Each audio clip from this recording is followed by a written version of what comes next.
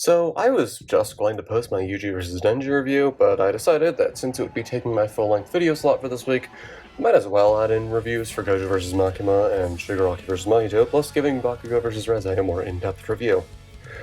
Not really sure what else to put for the intro, so let's dive right in with Gojo vs. Makima.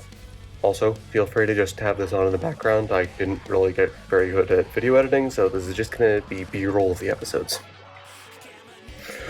Gojo's analysis is quite good. It sells me on Gojo being that guy and tells his story pretty well.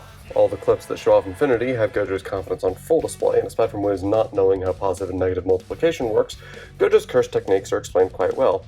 I didn't fully understand the Among Us joke in Gojo's dislike spar, but after Yuji vs. Denji, I get it. I don't really have all that much to say about Gojo's analysis. It's pretty good, but in my opinion, the worst of the Jujutsu Kaisen analyses.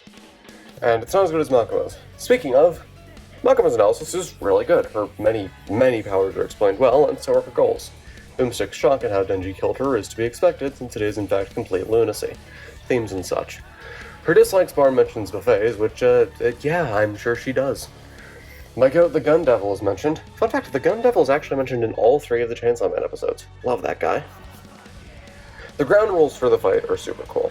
I hope they return for more episodes than just Ash vs. Yugi. I think potentially Joker vs. Yorno could have benefited from it, since Ren can only summon personas in the metaverse. Anyways, the note that Gojo will be considered a citizen of the same Japan that Mako made a contract with the PM of is quite interesting. It doesn't really end up factoring into the fight, which is unfortunate, but Gojo blowing off one of Mako's limbs and then losing one of his own, needing to use RCT to heal and leaving himself open to one of Mako's bangs could have been neat, but that's besides the point of what this video is. On the actual fight. This is one of the greatest setups in the history of Death Battle, with Gojo being obnoxious in the theater before revealing to Makima that he knows what she is and is here to kill her. Makima's first line is quite good, and the transition from sprites to hand-drawn animation as the dead body falls between her and the camera is incredibly satisfying to watch. Gojo's unbothered look as he easily punches and kicks the zombies is nice, and he retains it for most of the fight. Using Lapse Blue to wipe out the crowd and blow up Makima is nice, and Gojo not being able to react to her ambushing him with the sword is a nice conveyance of the conclusion that she is faster than him. His smug womp womp before shooting her in the face with a reversal red is funny, and the guy in the bathroom is a fun callback to the analysis, even if I really do not like the noise he makes. Gojo lifting his blindfold, I think it's a blindfold, I'm not 100% sure. Gojo lifting it and revealing his eyes is quite cool, specifically because I think the effects on his eye in this shot are really pretty. Makima then summons a bunch of shadow figures, because the devils don't have sprites that they could have worked with. And Gojo using Reversal Red to destroy the chain she shoots at him isn't anything special, but Makima and her summons vanishing behind the falling Link is another very smooth transition that I like a lot. Gojo looking up at the assorted weapons before teleporting upwards is neat. Or maybe he's just jumping, I'm not entirely sure what he's doing, but the spin leading into the Deadpool reference is incredibly well animated, as is the Fox Devil exploding, even though that's probably going to be grayscale in the video. The Reversal Red blast at Makima directly afterwards is very cleanly animated. The Flamethrower Hybrid and the zombies are neat, even though the Flamethrower Hybrid doesn't really do anything. Gojo's retort against Makima is the worst line in the animation, not really because Gabriel Ultra Kill read it particularly poorly, but it just comes off really try-hard for Gojo. The way the track swells when Makima lands bang is quite cool, and Gojo laughing just meant that he really does not feel threatened at all is a very good character moment. Him then using RCT to heal and break free of the chains is neat, alongside expanding Infinity and then using Domain Expansion and Limited Void into Hollow Purple for an incredibly cool kill. Then Gojo lets his guard down for a moment before putting his smug face back on, which is a very neat note to finish on. And then it ends with the note about however many non-sorcerers dying. I check if that lines up with how many attacks Makima regenerates from in the fight, but it would presumably also include the moviegoers like Guts Berserk and John Dark Souls that I don't really feel like counting that much. The post-analysis does its job, but it isn't overly notable, I suppose. The corner boxes are nice and work well to explain more niche win conditions relating to powers that weren't brought up in the analyses. I don't have a lot else to say about it, honestly. The track, however, rocks. It's also quite different from the other tracks I'll be covering in this video, but I'm pretty sure that there's good reason for that. I can't understand some of the lyrics, but that does happen a lot. It feels more like a Gojo song than a Makima song, to me at least. But I haven't watched or read JJK or Chainsaw Man, so I could be dead wrong. The guitar solo is amazing though, but like, what else do you expect from a Werewolf track? Overall, Gojo vs. Makima is a great episode to both Jujutsu Kaisen and Chainsaw Man on Death Battle. Very fun episode, 8 out of 10. Shigaraki vs. Mahito is a really good episode. Shigaraki has what is probably my favorite analysis in these 4 episodes, though Denji's comes very close. It gets me incredibly invested in Shigaraki's story, and the preview alone confirmed to me who I'd be rooting for during the waiting period. His tragedy and how his entire miserable life was planned just because All for One is just that much of a bastard is explained in such a compelling way in the beginning and end. The midpoint also does a solid job explaining just how much of a loser Shigaraki was. League of Legends. The little blurb in the corner that mentioned last named in Hulk vs. Broly, I certainly didn't expect that. If you don't know what I'm talking about, don't worry, I put a card up just now. Mahito's analysis will have to fight an uphill battle, and it does very well. The analysis truly shows off the sheer depravity and villainy of Mahito, and doesn't shy away from showing, rather than telling, how much of a maniac he is. I feel that if this episode had been made back when end clips were still a thing, Mahito's would have been him and Yuji yelling each other's names. The opening to Mahito's analysis is phenomenal, and the way his powers are explained is very clear. Aside from the host swapping between pronouncing it Mahito or Mahito, can't really point out any major flaws with this one. The fight is one of the best fights in death battle history. Top 20 at worst, maybe top 15. The way it begins with the grimy train station atmosphere being violently interrupted by Mahito's blatant disregard for public cleanliness. Oh, this entire fight's probably gonna have to be in grayscale. Shigaraki losing danger sense, accompanied by one of the only recognizable vestiges, and then using search to make Mahito visible to both himself and the audience, shows off his versatility. I can also believe that this supervillain demon lord would have an unironic gamers don't die they respawn phone case based on the analyses. The way Mahito is animated is weirdly satisfying, and I can't quite say why, and him using the no moves for soul multiplicity is a creative use of an ability that wouldn't have really been usable in the fight if it was just Mahito and Shigaraki throwing hands in a suspiciously empty city street. Shigaraki's respect for the League of Villains is also apparent through his use of we instead of I. Mahito takes what seems to be a degree of genuine respect from Shigaraki and meets it by threatening him. What a lovely individual. Shigaraki's nonchalance in his first offensive action is apparent, and Mahito's scuffle with the Nomus is quite well animated. One of the Nomus being thrown and running around a pillar just looks really good, and the shot has Shigaraki present instead of vanishing into the aether while not immediately relevant. Mahito using soul multiplicity and Shigaraki meeting it with quirk singularity is neat, and then him overpowering Mahito with the big laser while saying a really cringe line is a good conveyance of both Shigaraki's power advantage and him being a complete loser. Mahito then becomes tripled Ganondorf from Tears of the Kingdom, and Shigaraki assumes that this person who has been turned into person jerky is probably dead, giving a creepy smile. Mahito then gets better and calls out Shigaraki for being cringe, with Shigaraki clearly not being fond of the current situation. He then spits out himself to give the lonely child a kiss, and is promptly laid out for not respecting personal boundaries. The new Mahito that appears from nowhere kicking Shiggy onto the subway track leads into a very smoothly animated scene, where 2 Mahito clones are comboing the hell out of him.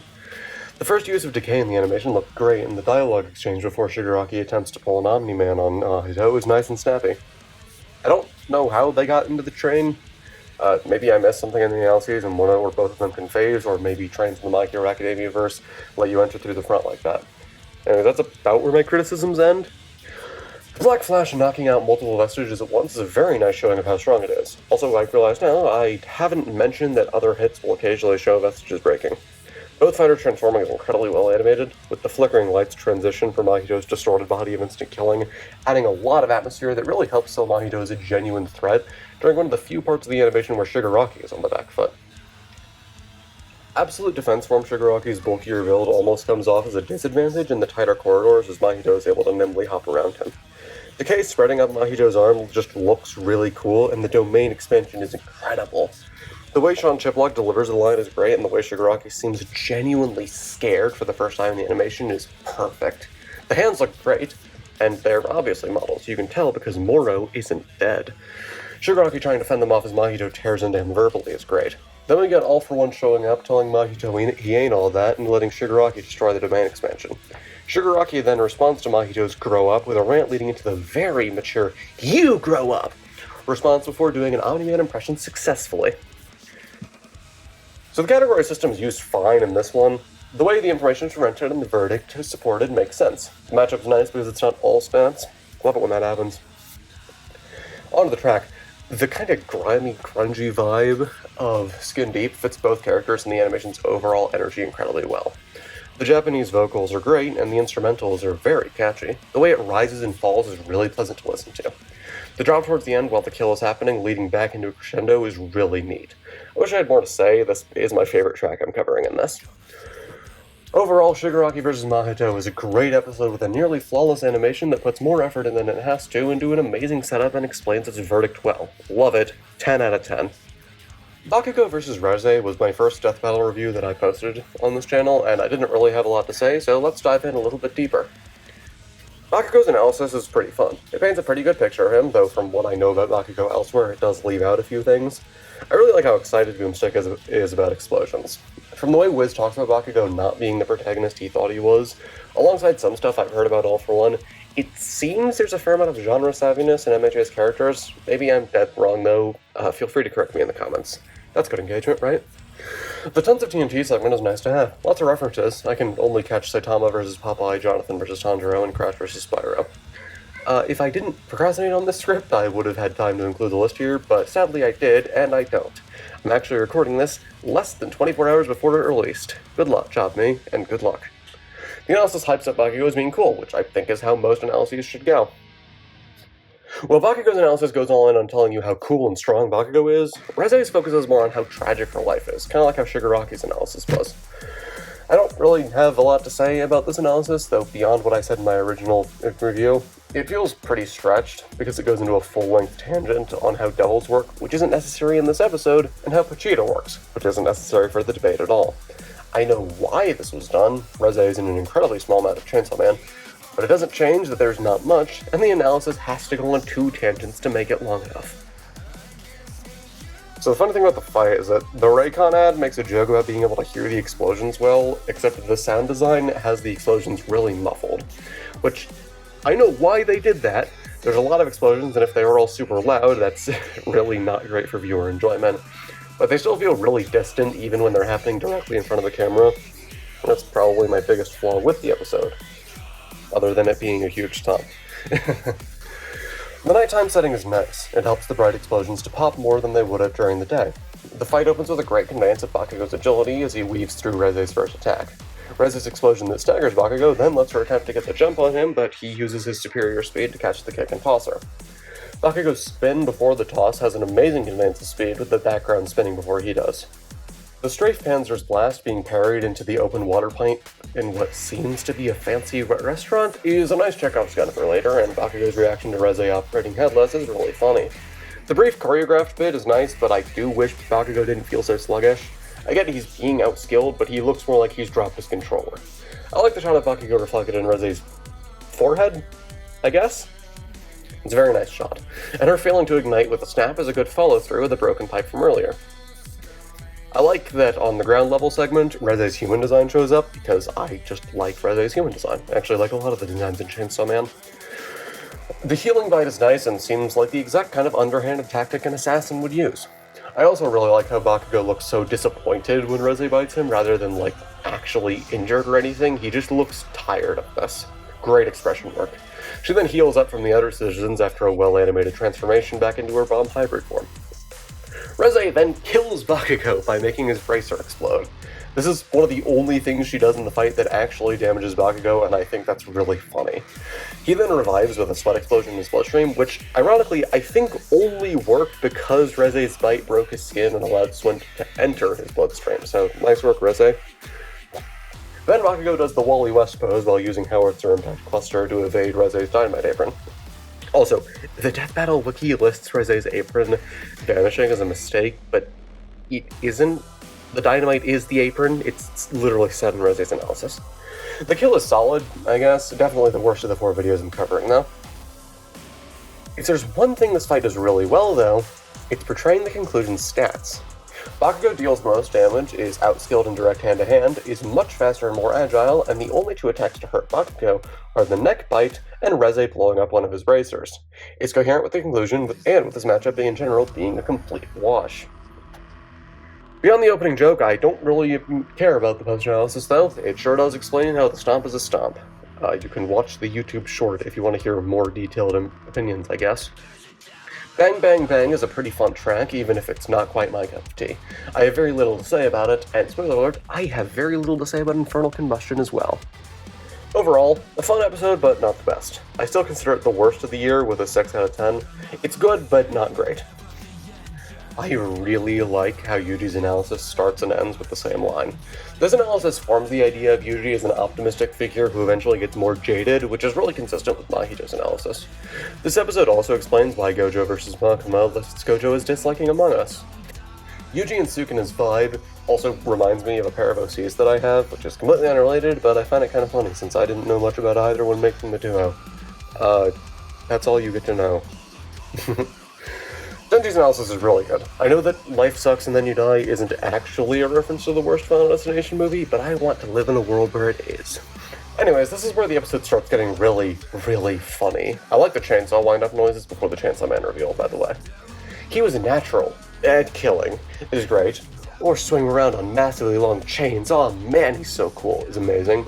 Putting the Terran Terrier is great, and the comedic peak of the analysis is Boomstick suggesting that Denji switch to guys.